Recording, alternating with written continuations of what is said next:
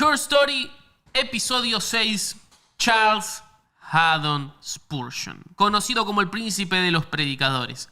Probablemente uno de los más influyentes expositores cristianos de los últimos 200, 300 años, sin lugar a dudas. Pero más allá de lo que conozcamos de él, de sus libros, de sus sermones, hay una historia que merece ser contada. La historia de un hombre que no debería de haber existido. La historia de un chico que se convirtió de la manera más insólita que puedas imaginar y que además de todo, luchó contra enfermedades, depresión y un montón de cuestiones de salud mental que la gran mayoría desconoce. Porque en este momento, amigos, yo les puedo asegurar que hay alguien en Brasil, que hay alguien en Nigeria, que hay alguien en Argentina, en Inglaterra, en Corea del Sur, leyendo un sermón de Charles Spurgeon. Así de influyente ha sido este hombre. Un hombre que nunca fue al seminario, un teólogo amateur, como nosotros los gordos apocalipsis. Un hombre que nunca terminó una carrera universitaria. Un hombre conocido como el príncipe de los predicadores. Charles Spurgeon nace en el año 1834. O sea, Argentina tenía unos 20 años. O sea, recién había pasado la Revolución de Mayo. Ni siquiera llegábamos a 2 décadas después de la independencia. 1834, en Essex, Reino Unido, nace Charles Spurgeon. Su abuelo había sido pastor de una congregación durante 54 años. Su padre, John Spurgeon, también era predicador, a pesar de tener un trabajo normal, secular, de lunes a viernes.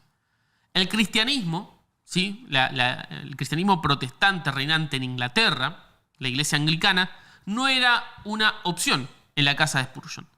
Era lo que se emanaba, era el que respiraba. Él nació en un hogar cristiano, podríamos decir.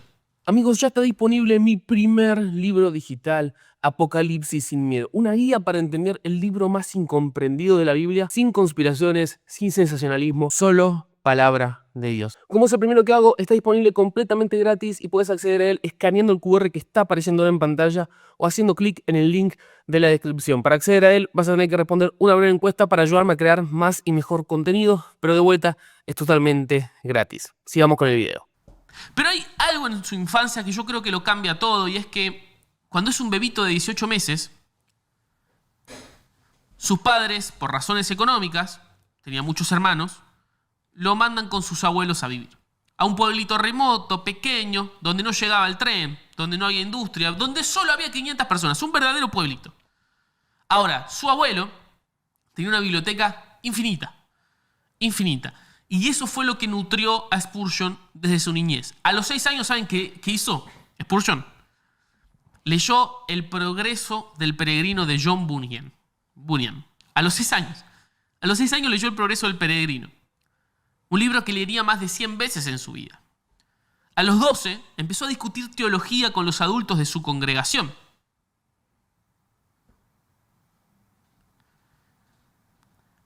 Pero hay algo que pasa con él, que es que conforme va entrando a la adolescencia, él sabe que lo que se dice conversión no le ha sucedido. Comienza a vivir una crisis espiritual muy silenciosa en estos años, porque conoce las doctrinas, ha leído infinidades de libros, ha estado en la iglesia domingo tras domingo, conoce las escrituras, pero no las experimenta. No las siente, no las cree del todo. Es un chico que sabe todo sobre Dios, pero que aún así no lo conoce. Como vos y yo podemos saber toda la carrera de Messi, de Cristiano Ronaldo, o del cantante que más nos guste, dónde nació, qué dice, qué no dice, y aún así no conocerlo. Puedo conocerlo sin conocerlo. Esto le pasaba a Spurgeon con Dios. Hasta que el 6 de enero de 1850 sucedió algo extraordinario. Es pleno invierno y Spurgeon tomó una decisión. Con 15 años, yo quiero de vuelta, 15 años, ¿sí? Voy a visitar cada iglesia de esta ciudad, se propuso, hasta encontrar lo que sea que estoy buscando. Porque todo el tiempo le ardía, tiene que haber algo más. Yo no tuve esa conversión, yo no conozco a este Dios del que hablo. Visitó varias iglesias hasta que el 6 de enero entró en una capilla pequeña. una iglesia metodista muy primitiva. Él es anglicano, no metodista, recuerden. No conoce a nadie ahí. Pero afuera hace tanto frío, hay una tormenta de nieve, hay hielo, que él decide entrar. Adentro hay unas 12, 15 personas. La nieve era tanta que el pastor no llegó. Y en el púlpito, un pobre hombre, un zapatero, un sastre, algo así, sube al púlpito de manera improvisada. Lee Isaías 45:22. Mirad a mí y sed salvos todos los términos de la tierra. El hombre no hablaba bien, no era muy elocuente con sus palabras,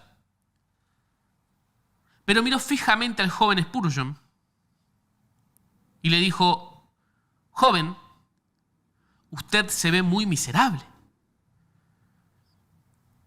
Y Spurgeon se quedó, claro.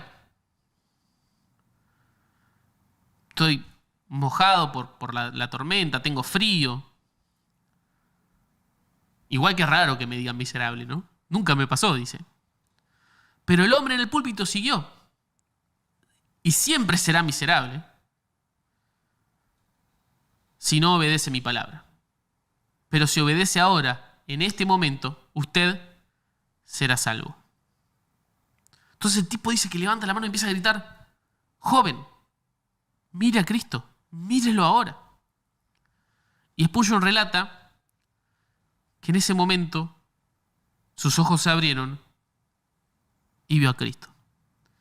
Toda la oscuridad fue disipada, toda esa tristeza, duda que él tenía, se fumó. Y en esa pequeña capilla, en una fría mañana de invierno, un desconocido que apenas hablaba le presentó al Señor, a Spurgeon, un tipo que luego cambiaría la historia del protestantismo para siempre. A partir de ahí, lo que viene ahora es un delirio total, amigos, porque Spurgeon empieza a predicar. Un año después de esta conversión, predica su primer sermón, con 16 años. Predica sin notas, sin preparación, y la gente empieza a quedar asombrada. A los 17 lo nombran pastor de una capilla en Cambridge, de una iglesia pequeña. Pero cuando Spurgeon predica, la gente empieza a llegar desde todos lados, desde pueblos cercanos. Caminan kilómetros para escuchar a este predicador. Ahora, ¿qué tenía este predicador para que tanta gente se acerque? Bueno, la predicación en esta era de Inglaterra, recordemos que la era victoriana, era formal, académica, distante. Pero Spurgeon usaba humor, usaba historias, le hablaba a los pobres, a los trabajadores, citaba a los puritanos y a Shakespeare. Era irreverente, era íntimo. La prensa lo odiaba, de hecho lo llamaban que era un predicador vulgar, teatral, que sus sermones eran de mal gusto. A mí me hace eco esto con cómo las multitudes se acercaban a Jesús, ¿no? Y le decían: este predica de una manera diferente, ¿no? O cómo pasa con muchos predicadores que Dios usa hoy y que ves la caja de comentarios llena de los defensores de la doctrina y de las formas, y que dicen: no hagas esto, es un actor, no es un predicador. Lo mismo decían de Spurgeon.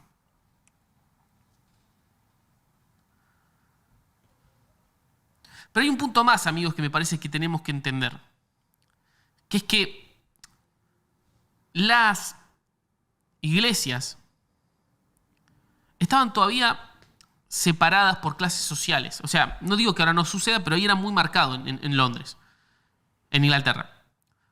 Spurgeon llega a Londres y lo invitan a predicar en una capilla, en el año 54. La iglesia está en declive, no viene mucha gente. Y Spurgeon empieza a predicar.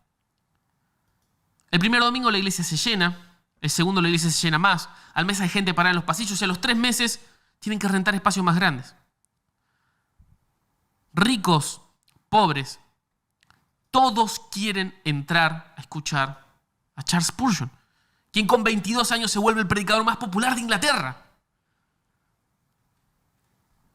y ningún edificio podía contener todo esto. Ahora, para que nos situemos un poco en tiempo, 1854, estamos a un par de años de que Darwin publique El origen de las especies. O sea, entiendan el momento histórico. En un par de décadas, Nietzsche va a sacar El superhombre y parte de sus obras. O sea, es verdaderamente un tiempo histórico increíble, ¿no? Pero hay un momento que sucede a continuación que parte la vida de Spurgeon en dos. Y no es un momento bonito, sino traumático. Spurgeon renta un auditorio enorme, el Surrey Garden Music Hall, un auditorio para 10.000 personas. Esa noche llegaron a escucharlo 12.000. Spurgeon estaba en el púlpito abriendo el servicio de oración cuando de repente en el salón empezaron a haber varios gritos simultáneos que decían ¡fuego! ¡Fuego! No había fuego. Las galerías de madera estaban todas bien. Pero unos provocadores que querían interrumpir al predicador, que lo odiaban, armaron una estampida.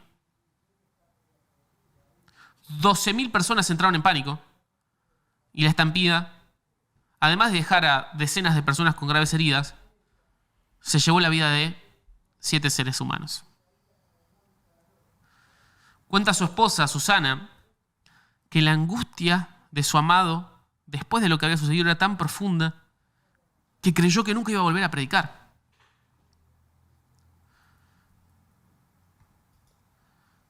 Spurgeon se deprimió gravemente después de este incidente.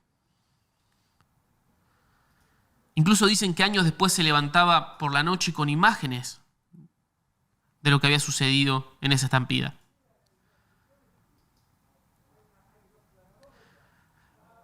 Hoy diríamos que Spurgeon tuvo estrés postraumático, ¿no? En ese momento no había nombre para eso, pero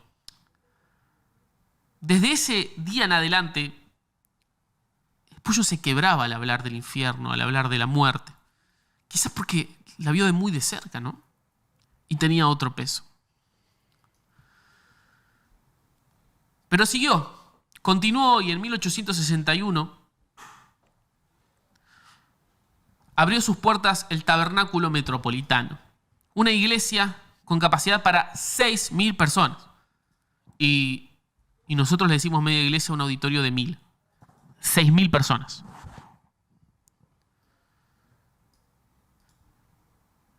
Durante 38 años, esta se vuelve la iglesia más concurrida de Londres, el país más importante del planeta en ese momento. Spurgeon predica entre 10, escucha Iván, y 15 veces por semana. O sea, más de 2 veces por día. Entre 10 y 15 veces por semana. Y mientras tanto, empieza a publicar sermones y libros. O sea, además de predicar 10 veces por semana, el tipo publicó 8 millones de palabras. ¿Cuál era el secreto de Spurgeon para ser tan productivo? Prácticamente no dormir. No dormía. Se levantaba antes del amanecer, mientras desayunaba escribía, y mantuvo este ritmo durante décadas. Fundó un seminario, fundó un orfanato, fundó casas de refugio para mujeres pobres y ancianas, financiadas con su bolsillo. Porque acá hay otro detalle. Spurgeon decidió no vivir de la iglesia. Renunció a su salario como pastor y predicador.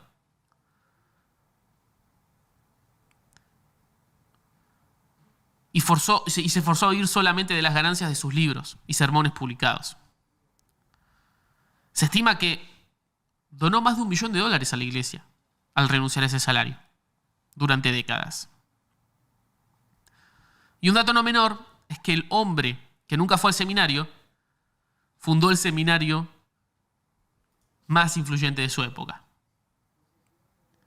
Un hombre que nunca fue a la universidad escribió más de 12.000 volúmenes de libros.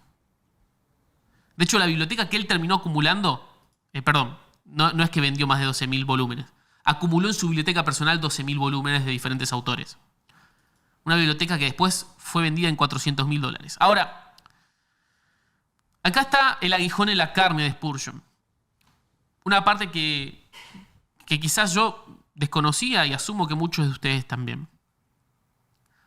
Charles Spurgeon fue durante la mayor parte de su vida adulta un hombre en constante dolor físico y psíquico. Desde los 33 años, él menciona tener dolores tan intensos que sentía que había serpientes mordiéndolo por dentro. Llegó a pasar meses postrado, incapaz de predicar, incapaz de escribir, pero dictando para que alguien anote, hablando. Él creía que este dolor, la gota se llama la enfermedad, iba a ser su final, pero no. Porque luego llegó una inflamación renal muy severa que lo mantuvo postrado, el reumatismo y la neuritis. Al final de su vida, casi un tercio lo pasó alejado del púlpito por enfermedad. Y encima de todo ese dolor físico, llegó la depresión. O sea, yo no estoy diagnosticando a Spurgeon, pero yo quiero leerles lo que él escribe. Dígame si esto no es una persona deprimida.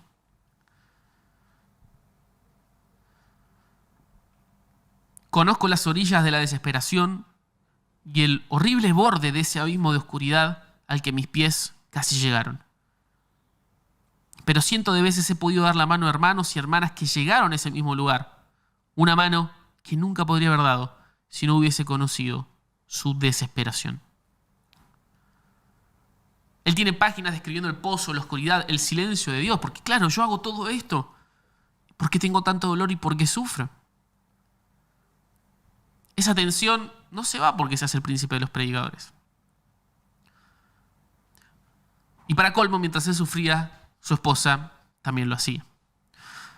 En 1868, después de un parto difícil, Susannah Spurgeon se convirtió en inválida y pasó los últimos 24 años de su vida sin poder asistir a los servicios de su propia iglesia, completamente postrada. Pero desde su cama fundó una organización llamada Book Fund, un programa para enviar libros teológicos gratuitos, escucha esto, a pastores pobres de toda Inglaterra. Wow. Cuando murió Susannah, su organización había distribuido 199.000 libros gratis a pastores de todo el territorio. Un matrimonio que vivía entre el dolor y la gracia. Dos peregrinos, dijo Susannah sobre Charles, caminando por este camino juntos, mano con mano, corazón con corazón. Es re loco que el hombre más productivo del mundo protestante en el siglo XIX haya sido simultáneamente el más enfermo. Todo lo que él predicaba de sufrimientos no venía de libros, venía de su cuerpo y de su mente.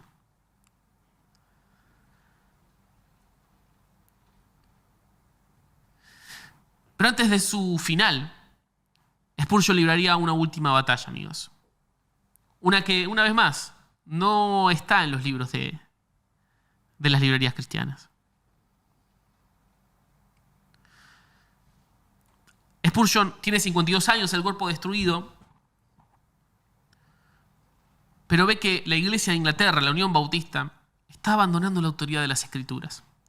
De vuelta, el darwinismo, la crítica histórica alemana, había muchas cosas que cuestionaban la inerrancia bíblica. Y la Iglesia empezó a adoptar y abrazar estas cosas. Y Spurgeon llama esto como un downgrade, como un deslizamiento, ¿no? Como un alejamiento, no como dejar la doctrina de un lado para el otro, sino como un camino hacia abajo, ¿no?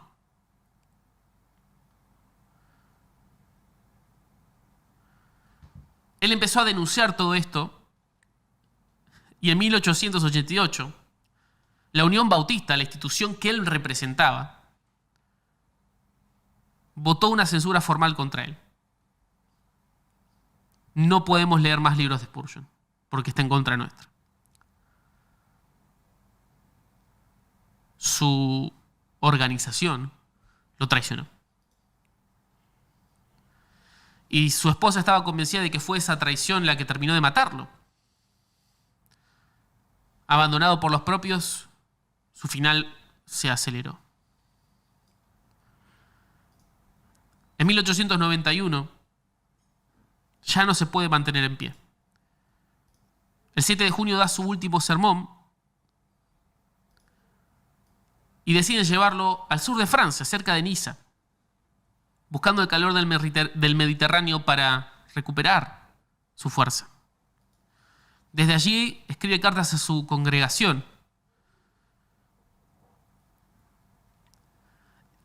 Y la más fuerte de todas es una que escribe el 6 de enero de 1892. ¿Por qué digo la frase? Porque el 6 de enero es el aniversario de cuando él entregó su vida a Jesús. 42 años después de meterse en esa capilla en la nieve de invierno, escribe desde Francia: al mirar atrás el valle de sombra de muerte por el que estoy pasando, siento mi mente aferrarse más que nunca al evangelio eterno que he predicado. La recuperación no era posible. Spurgeon entraba y salía de la conciencia, se desmayaba y pasaba horas. Y dijo: esto es demasiado. Y el 31 de enero de ese mismo año, a las 11 de la noche, falleció. El secretario de Spurgeon, en el momento que él muere, mira al cielo y ve 2 planetas muy brillantes y dijo lo siguiente, que para mí resume perfectamente la vida del predicador. Mirando las estrellas ve 2 planetas y dice: si esos planetas están habitados, él acaba de pedir permiso para ir y predicar el evangelio allí.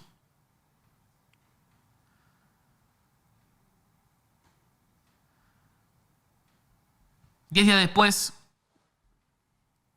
Spurgeon tiene un funeral público en Londres. Sobre su ataúd una Biblia abierta en Isaías 45:22. El mismo versículo que abrió sus ojos en esa capilla. 60.000 personas, escuchá, 60.000 personas desfilaron por el tabernáculo para honrar a Spurgeon durante 3 días. En las calles, cuando la procesión fúnebre inició, había 100.000 personas. Los bares, los almacenes habían cerrado por el duelo.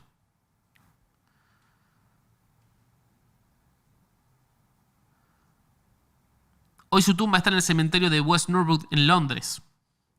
Y encima de la piedra hay una Biblia, también de piedra tallada, con Isaías 45:22. Miren a mí y sean salvos todos los términos de la tierra.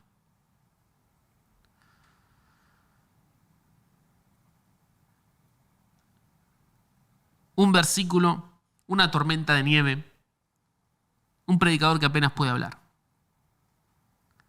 42 años después, el mismo versículo sobre el ataúd del predicador más influyente de su tiempo.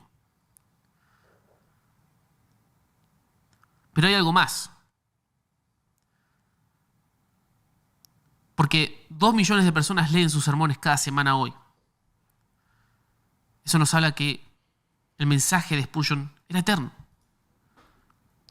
Trascendió su vida.